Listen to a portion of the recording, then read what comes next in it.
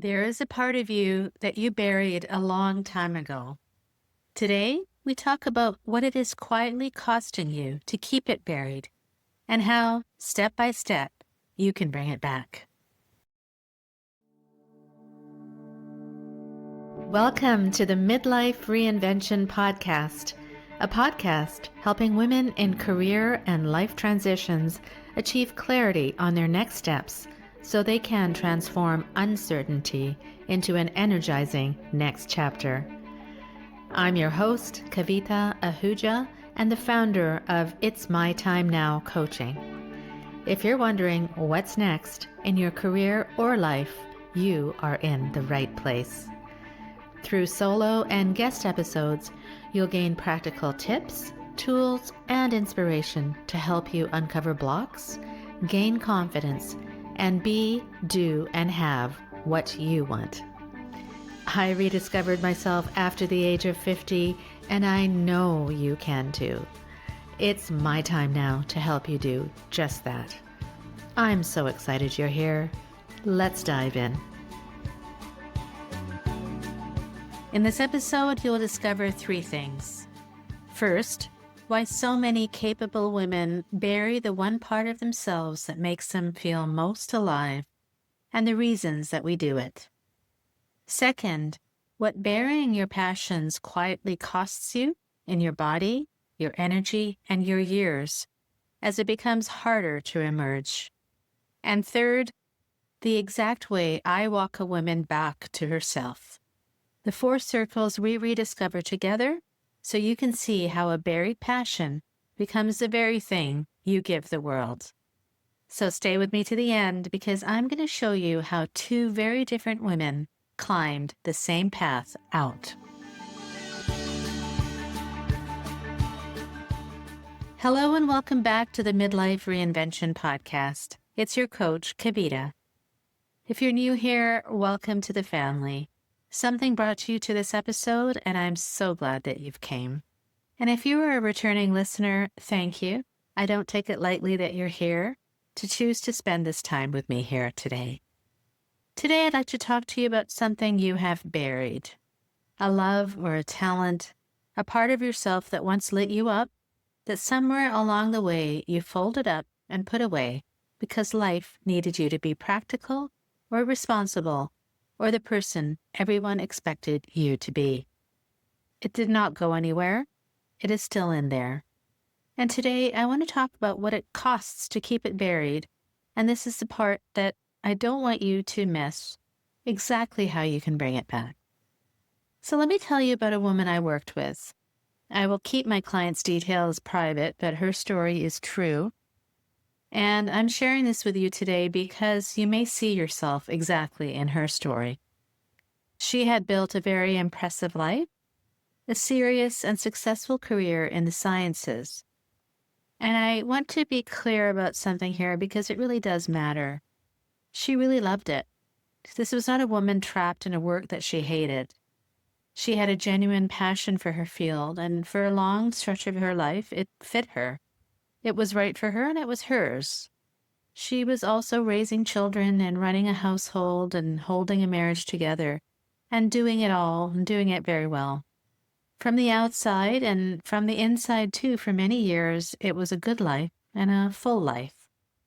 But underneath all of it, quiet and patient, was another part of her. An artist, a musician, a whole creative world which she had loved since she was very young, and that she had set aside, because where she came from, those things were only meant to be hobbies. They were absolutely not what you built a respectable life on. You pursued the degrees, the respectable career, and the security. The art was lovely, but not serious. And so she folded it away and got on with her life the way she was supposed to. I want to pause there because I resonated with this too, and you may also. I followed the path that was laid out for me, a traditional path handed to me from generations, of education and career and marriage and children, and I never really questioned it. Nothing was ever really wrong with it, but if you recall from the beginning of my own story series, which I shared in episode 308, I had watched my own parents struggle as new immigrants into this country, and I had absorbed deep in my bones that hard work equals success, and that you take the safe and grateful road, and you do not gamble on something as impractical as a passion. Through no fault of their own, often our parents will instill in us their values, which often we learn not to question. So when I say I understand why she buried it, I mean it. Many of us were raised to. So here's what I want you to understand about a buried passion, though, because this is really the heart of it. It does not stay quiet forever. At first, the cost is small, a faint sense that something is missing, easy to ignore under how busy you are. But it does grow. And for her, over the years, the work that had once fit her so well slowly stopped giving her the same joy. Not because the work went bad, but because she was changing. What she valued was shifting underneath her. The ambition and the achievement that had driven her for decades were quietly making room for other things. Creativity, beauty, meaning, and the buried part of her was pressing harder and harder to be let out. And when we do not listen, my friend, the body finds a way to say it for us. For her, it came as stress. That Sunday evening dread, the anxiety she could not fully explain, the heaviness that met her even before the week began. And that is what we call catabolic energy. The draining, contracting energy that pulls you down, and what builds up when you spend years overriding your own heart. That is the internal cost, which is a slow erosion of your aliveness. But it does not stay inside. It can show up in your body as well, in your sleep, in how present you can be for the people you love. Because a woman who is quietly at war with herself has less of herself to give anyone. She said something to me that I have never forgotten, and that you can only go so far without passion. She had hit that wall. She had gone as far as achievement alone could carry her, and there was nothing left underneath it. And she came to me at that moment, when she didn't know what else was really left within her. And here is the question I want you to sit with, because it is the real cost, the one we do not let ourselves look at. If nothing changes, where does this go? Picture the woman who keeps burying it. She doesn't fall apart. She's too capable for that. She keeps going, competent and admired and quietly dimming, telling herself that the art, the writing, the music, the whatever it is a hobby she will get to someday. And someday keeps not coming. And one day she looks back over a whole accomplished life and realizes the truest part of her never once came out into the light. That is what a buried passion costs you if you let it stay buried.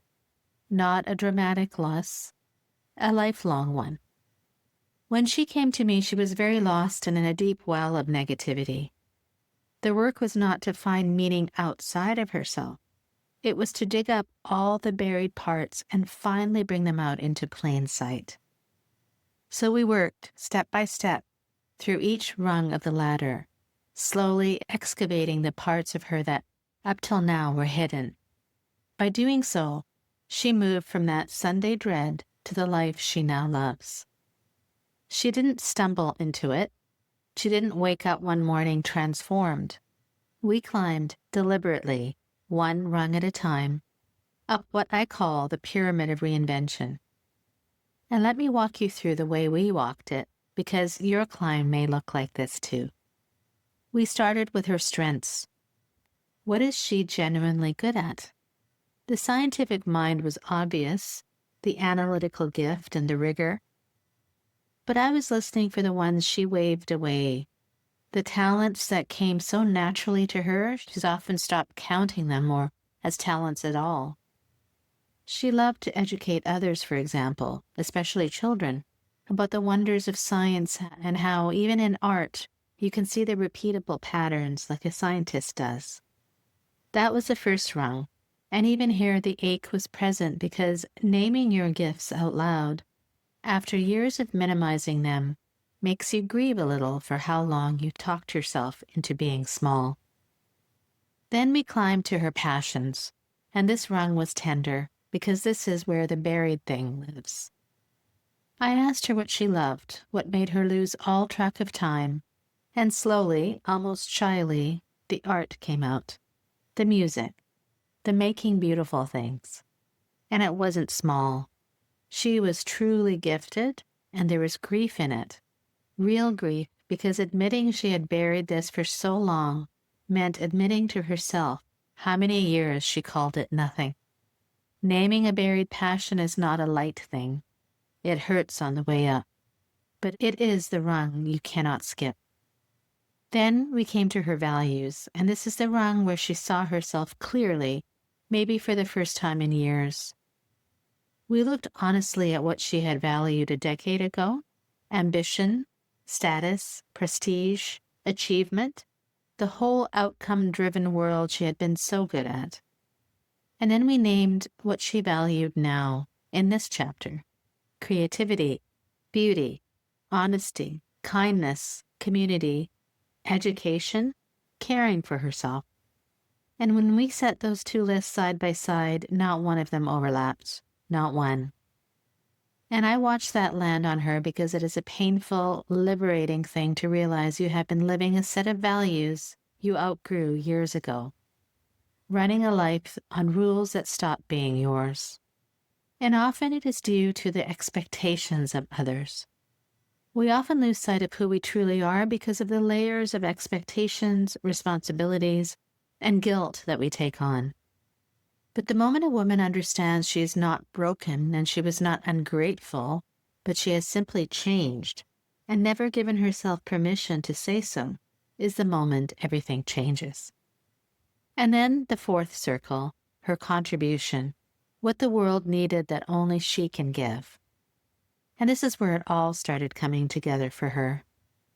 You see, she didn't have to choose between her scientific knowledge and brilliance and her love of the arts and music. In fact, the magic happened when she realized she could indeed combine them. What if she taught the beauty of art and science together? What if she created art that explained the sciences? The idea that the next generation could grow up knowing they neither have to bury one to have the other, that a rigorous mind and an artist's heart can live in the same person. When she recognized that, it's like a light bulb lit brightly in her soul. We did the thing that makes the whole climb worth it. We looked then at where her four circles overlapped. Because your reason for being, or Ikigai, is never inside one circle. It lives in the place where they meet, where your strengths and your passions and your values and your contribution all cross. And for her, for the first time, she could see it. What had been a blur for years came into focus, like a blueprint turning into a map she could actually follow.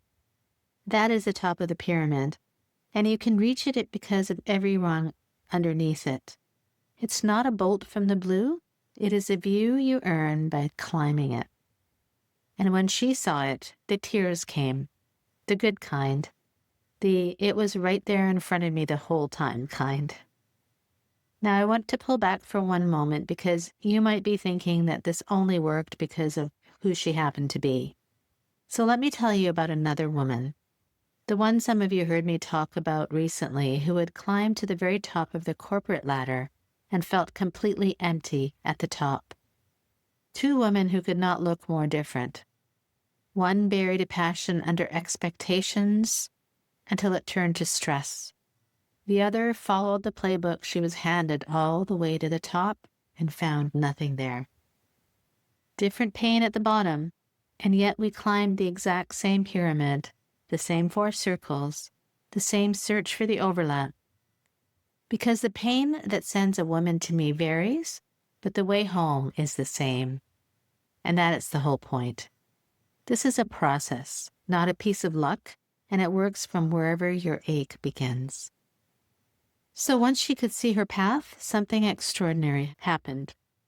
Do you remember me telling you about that well of negativity when we started? That catabolic negative energy slowly, piece by piece, turned into something so positive, and it happened because she knew this was the right path. People and circumstances came her way. She took small actions at first. The action almost became easy because you cannot move towards something you cannot see, and now she could see it. It began with 1 hour a day giving back to what she loved. She didn't quit anything, not at first, and I want you to hear that because the fear of the dramatic leap is exactly what keeps many women frozen. She kept her whole life and carved out 1 hour, and that 1 hour released a flood of the other kind of energy, the anabolic kind, the expansive, alive energy that is the opposite of the Sunday dread. And it didn't stay into that 1 hour. It spilled into everything and gave her the fuel for the next step. She began to share her art with the world, and the world answered. Opportunities found her because there's something magnetic about a person doing what they love.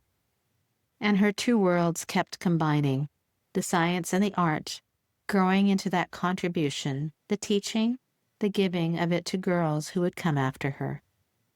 And here's why this can matter so much to you right now in this season. Her buried passion did not come back as a hobby. It became contribution. And this is what I see again and again. Women come to me because something has triggered them to pause. It could be burnout. It could be utter frustration with their life, or deep negativity, or just a knowing that there has to be more. That trigger leads to this process of uncovering, and often when we find the overlaps between what you love, what you're good at, what you value, and what the world needs, it becomes the very thing that fuels you forward. It is your Ikigai exposing itself to you. I have seen time and time again that this realization turns into something greater than yourself. It could be in the form of contribution to others, and that results in a type of abundance which is difficult to measure because it is not monetary alone. It comes in the form of fulfillment, satisfaction, happiness, and meaning. And then there was that moment when it all came together. When she told me, through tears, that for so long she had been living in her head, and now, finally, she was living from her heart. And underneath that was the truest shift of all. Her whole life she had been doing what was expected of her by her parents, her career, her family, everyone. And she finally, gently, gave herself permission to say, "It's my time now." When a woman shares that with me, it's the greatest gift I can give them, because it is really the whole reason I do what I do, and the whole reason I became a coach and started this podcast. It is your time now, because there comes a point, and if you're listening to this, it may be right now, when you have spent decades being who your parents needed, who your children needed, or your spouse or work needed, and you're finally allowed to turn and ask what you need. What is in your heart? What did you bury? And to go towards it without waiting one more day for anyone's permission or approval. It's not selfish, it's your turn. Hear me, because this is the moment that matters most. That passion you buried has already waited long enough. It waited through the degrees, through the career, through raising everyone else up, through every someday you promised it and did not keep. And every year you leave it in the dark, it costs you more, not less. The women I ache for are the ones who keep waiting, who say next year, when things settle down, when the kids are grown, when it feels less selfish, until one day the waiting is all there is, and the truest part of them never came out into the light. Do not let that be your story.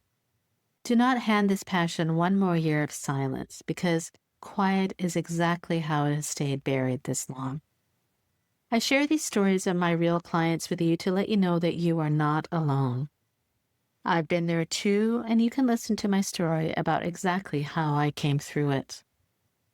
More importantly, if you see yourself in these stories, it is time to do something about it. If something in you is saying yes right now, do not let it fade by morning, because tomorrow you'll be busy again and it will go quiet again. Let's talk about it because I'm here to listen. Open the show notes and book a Clarity and Next Chapter call with me. You can tell me what you've buried, and together we can start to climb circle by circle until you can see your own path the way she saw hers, whether or not we ever work together again. This is your time, and it will not announce itself. You have to claim it. The link is right there, and so am I. So let me leave you with the 3 things I most want you to carry out of today. First, the passion you buried did not disappear. It is still in you, and the reasons you buried it, being practical, being who you were raised to be, were understandable, but they were never the whole truth of you. Second, keeping it buried is a real and rising cost. It drains your energy, it settles into your body as stress, it drains your energy, and left long enough, it can cost you a lifetime of being fully yourself. And third, the way back is a climb you do not have to make alone. 4 circles, your strengths, your passions, your values, and your contribution, until you can see where they meet and where your path comes into focus. So here is the now. This week, name the thing you buried. Just name it, honestly, and to yourself. And then give yourself 1 hour with it. Not as a plan, not as a business, but as a way of saying yes to that part of you. Just start with 1 hour. And remember, my friend, you get to decide what comes next. So say it with me, and say it with confidence. It's my time now.